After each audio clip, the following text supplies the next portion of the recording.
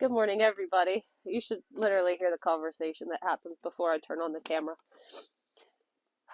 Yeah, Harley showed you. One of our young hens laid her first egg, and it is teeny tiny, itty bitty. Still an egg, still eats the same. So we are obviously in the high tunnel, and I obviously still have a cold, so bear with me if I'm a little bit stuffy. But today I wanted to talk to you guys a little bit about something that's going on right now and has been for the past couple of years. But right now it's going to be elevated, and that is the cost of beef. So we all know that over the past few years, in the West and Midwest, where most of the cattle are, raised for our consumption, there's been mass droughts, and a lot out farther west, there's been feedlots where hundreds of cows, thousands of cows have just dropped over dead. There was a fire at a feedlot.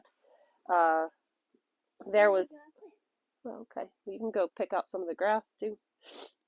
There's a couple pieces over there. Anyway, so yeah, so there's been a lot of issues with the cattle industry.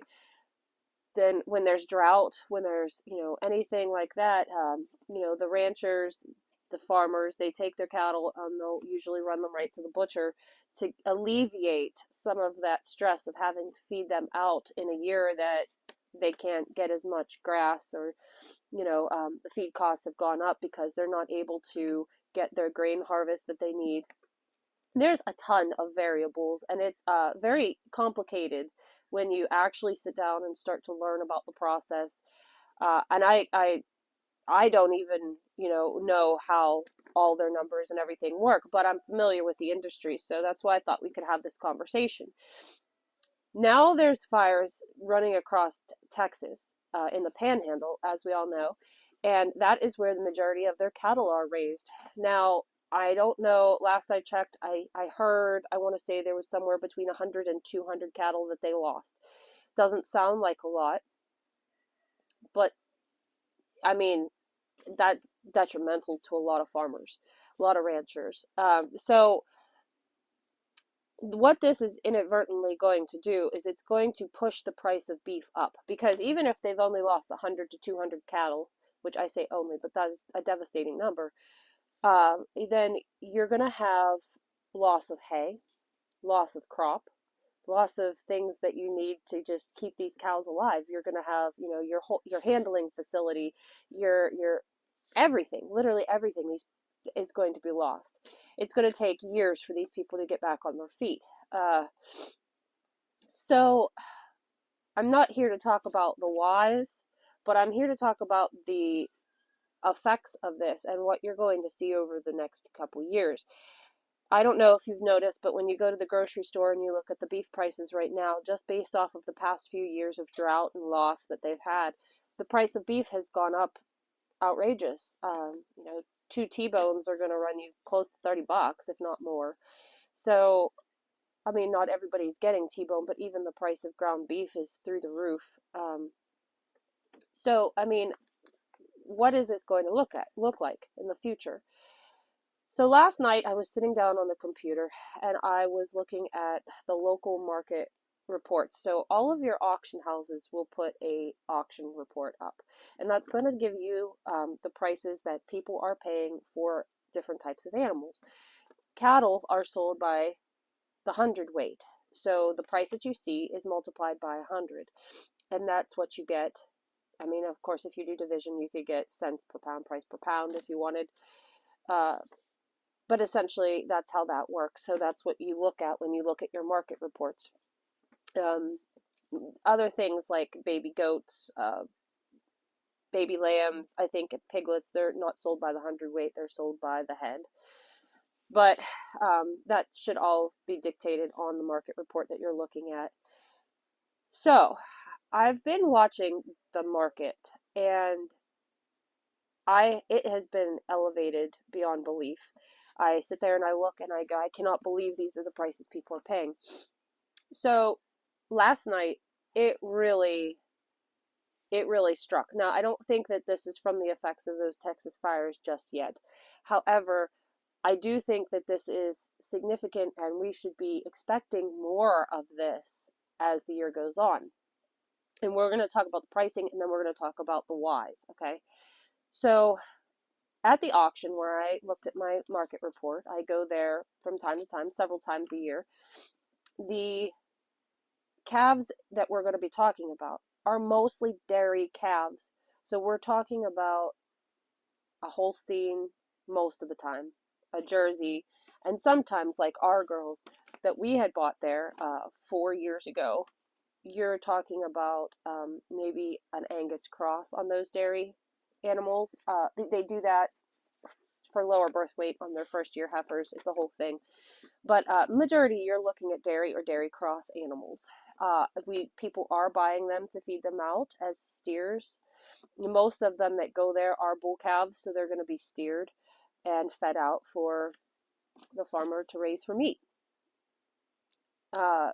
Most of them just aren't going back to the herd, we'll put it that way. They're going to be fed out for beef.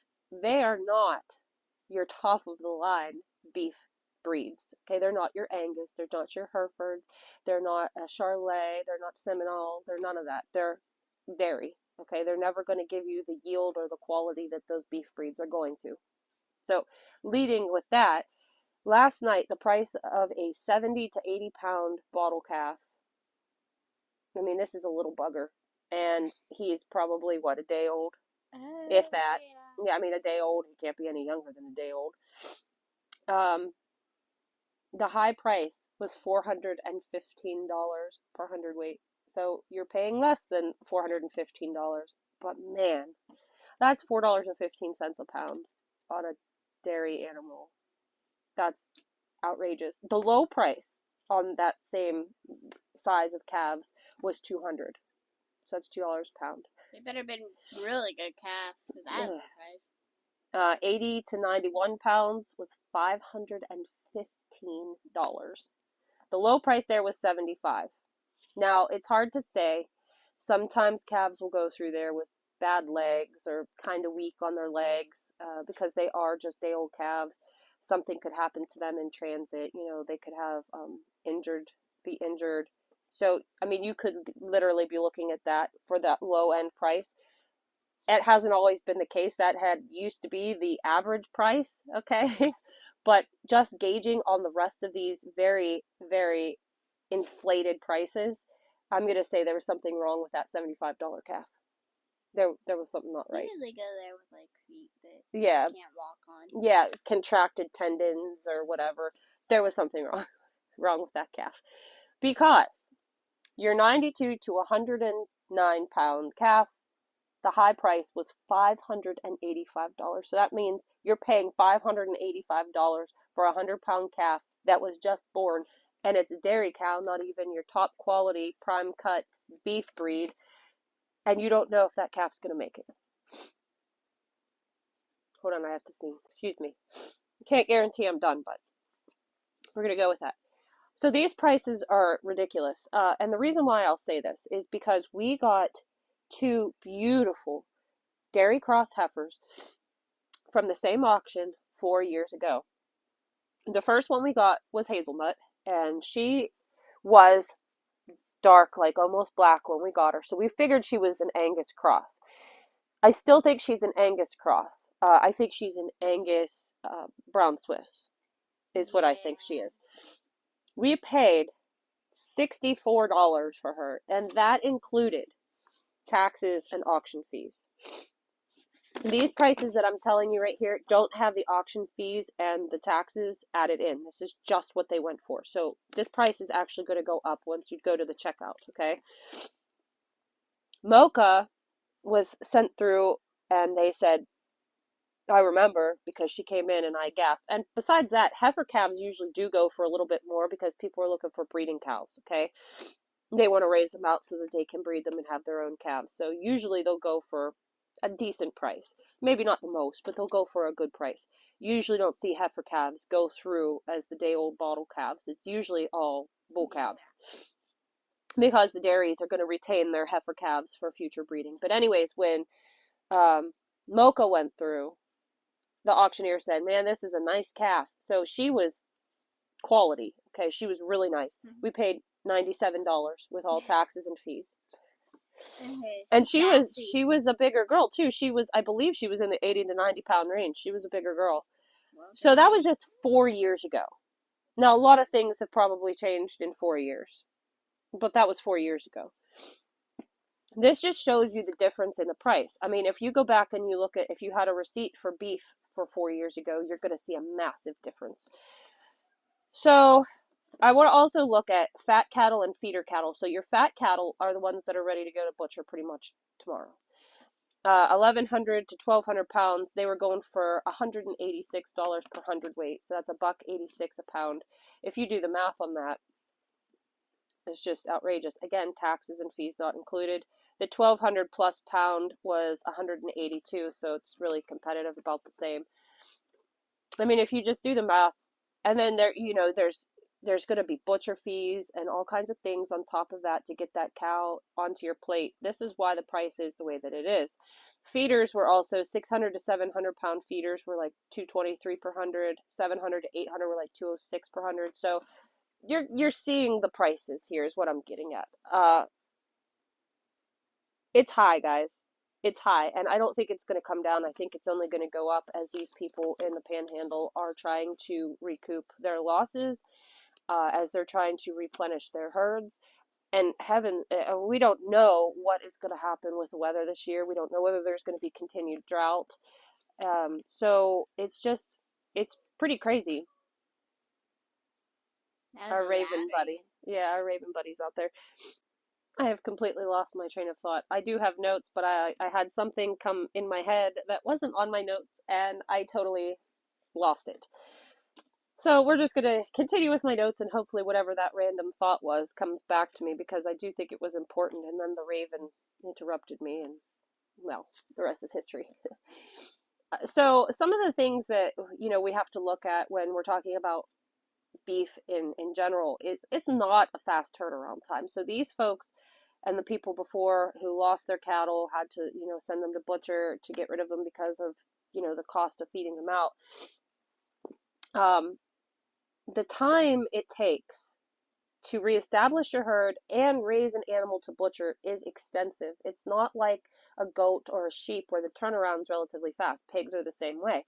Cattle are totally different. So if you get a heifer calf that, say, at this auction, and she's just a day-old bottle calf, you're not going to breed her until she's about a year old, give or take. Some people say it's fine to go earlier, like 9-10 months. Some people say wait till 18 months. You get what I'm saying. There's a window there. But we're going to say it's a year to breed her. And then that cow is bred for 11 months. And that's if she takes the first time, so it could be even longer. So you're looking at, again, almost 2 years to get a calf on the ground, okay? Once you've got that calf on the ground, you need to start feeding it, and it is going to grow for 18 to 24 months before it's ready to go to the butcher. So we're looking at a turnaround of 3.5 to 4 years before you can get a steak on the table from the cow that you have to buy now because you don't have cows anymore. And that's a long time. It takes a long time to reestablish these herds, and it's not cheap, especially with the prices that are inflated the way they are right now. If you're trying to go and buy a herd at these prices, it's going to be insanely expensive. And not only that, these are market prices. So if you're going to a reputable cattleman, a good breeder of great stock, whether it be registered or not, but just a really good stock, these prices are going to be higher. They're going to be higher because you're buying quality, not auction calves, okay? So that's something to also keep in mind. So the cost of building your herd back up, the cost of feeding your animal out, the time it takes, and then their supply and demand. I mean, less beef at the grocery store means less people are going to get it. That means they can raise the price and people are going to pay whatever to get it. So those are some things to think about. I'm making this video basically because I'm trying to express to you that if you have not thought about buying a quarter, a half, or a whole cow for your freezer, now is a really great time to do that. Call your local farmers, see who has beef available, work with them, and I think it would be a really, really great idea, because pretty soon the price of beef at the grocery store is going to be unbearable. And most people are maybe going to pass on it. I mean, I know ourselves, we go to the grocery store right now. We don't really buy much beef. We don't buy pork. We don't buy a whole lot of chicken. You know, our grocery is mostly on the things that I don't grow here. And it's still $200, $300 every time we go. It's just insane. So I know a lot of people, it's going to be a struggle to be able to afford. There are some farms, some bigger farms, that may accept EBT. So it's not out of the question for all incomes to start saving some money or start thinking about buying a quarter, half, a whole cow. I can do another video if you guys are interested on how the breakdowns are between a quarter, a half, and a whole cow, like what cuts you would get, and what to expect poundage wise. If you guys are interested in that, you can leave that down below, and I will cover that as best I can. Of course, I'm not an expert. I'm not a financial analyst. I can't see into the future. I can only tell you what I know myself as a homesteader. Now, based on me being a homesteader, yes, I have this as a farmstead, which means it is a homestead first, but I will sell what I have extra for a profit. That being said, I constantly have people asking me for beef. Constantly, constantly, constantly. Beef and pork. And while I appreciate the business, we do only have 10 acres here. And 5 of it approximately is in woods. And while we are trying to clear out our woods as best as we can, in order to have the grass-fed beef that we really, really want and need, we just don't have a ton of acreage to be running ahead of 30 head herd of 40s, 50. We don't have that. And I understand that it could be done feedlot style. That is not something that I've ever considered. If I was to do it feedlot style, I would have to figure out a feed program where I was able to feed good quality hay, alfalfa clover mix added in, and no grain at all. If that's just my preference. It's my preference in the quality of the meat that we have as well. So those would all be things that I would have to figure out, because I am also not growing alfalfa. So that being said, I have one steer, and it might be ready this winter, I'm hoping. That steer is dog-eared for my freezer. If I pick up a couple more steers, then I might have some beef available. But right now, with this being a homestead, my primary goal is to feed our family first, and then offer really high quality products to people that I have extra of. So that's kind of where I'm at, and I hate to do that. Like, I really wish I could supply everybody with food. I really wish that I could do that, but it's just not in the cards right now.